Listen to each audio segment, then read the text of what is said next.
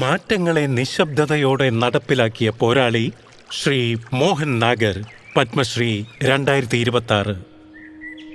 ചിലർ മാറ്റം വേണമെന്ന് വാദിക്കും, പക്ഷേ ചിലർ മാറ്റം നടപ്പിലാക്കും. മധ്യപ്രദേശുകാരനായ മോഹൻ നാഗർ കുട്ടിക്കാലം മുതൽ പ്രകൃതിയെയും ജലത്തെയും സ്നേഹിച്ചിരുന്നു.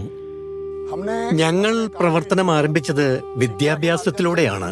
ഭാരത് ഭാരതിയിലൂടെ 500 ഗ്രാമങ്ങളിൽ ഏകാധ്യാപക വിദ്യാലയങ്ങൾ സ്ഥാപിച്ചു. പക്ഷേ യഥാർത്ഥ പ്രശ്നം മറ്റൊന്നായിരുന്നു.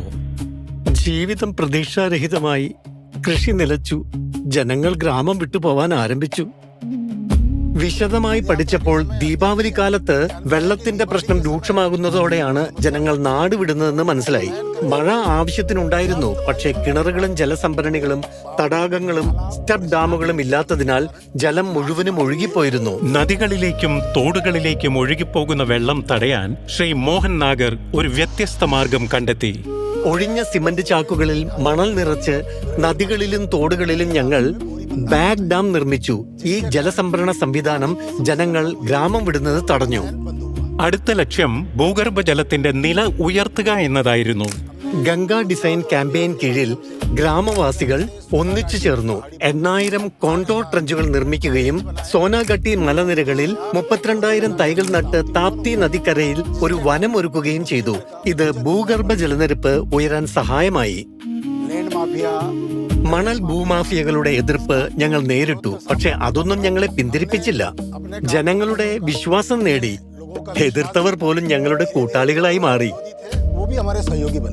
വെള്ളവും പ്രകൃതിയും സംരക്ഷിച്ച് മോഹൻ നാഗർ ഇന്നത്തെ ജീവിതത്തിന് പ്രതീക്ഷ നൽകി. അടുത്ത ലക്ഷ്യം ഭാവിയെ സംരക്ഷിക്കുകയായിരുന്നു.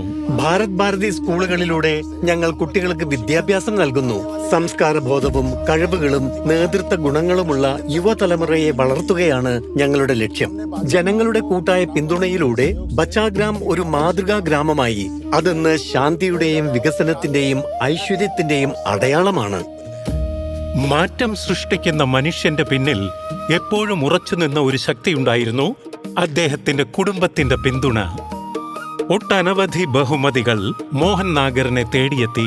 എന്നാൽ ഒഴുകുന്ന നദികളും പച്ചപ്പാർന്ന മലകളും പുഞ്ചിരിക്കുന്ന മുഖങ്ങളുമാണ് അദ്ദേഹം നേടിയ ശരിയായ പുരസ്കാരം. ജലസംരക്ഷണം ഒരു ദൗത്യം മാത്രമല്ല, വരാനുള്ള തലമുറകൾക്കായുള്ള ഒരു ഉറപ്പും കൂടിയാണ്. കാരണം വെള്ളമില്ലെങ്കിൽ ഭാവിയുമില്ല. ശ്രീ മോഹൻ നാഗർ, പത്മശ്രീ 2026.